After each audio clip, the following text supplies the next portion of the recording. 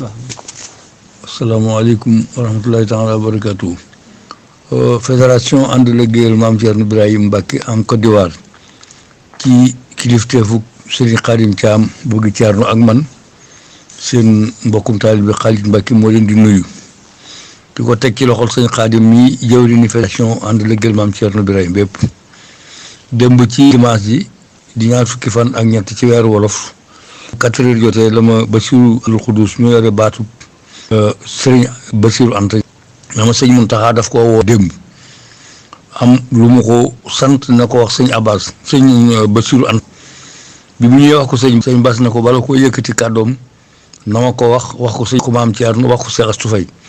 loolu nag mooy lan mooy njum si di bisu borom Daaru Muuti bi mu wax ne na nga xam ne moo tax mu fa mu Poroxaan ñu falu nañ ko màggale woon la joxe ndigal ne nañ ko màggale woon daaw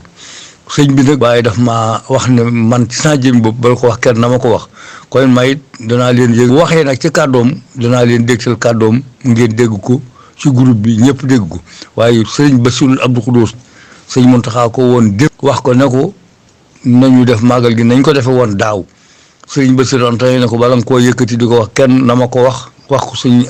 Moustapha Absa wax ko Maam Thierno Daaru Maan wax ko Cheikh Astou Faye waaye nag lu ma ci dégg rek danaa leen ko jottali nag nee nañ ko màggalu daaw nañ ko ndax mbas mi asalaamaaleykum wa rahmatulahi taala wa barakaatu jërë ngeen jëf siyaar yi ñëpp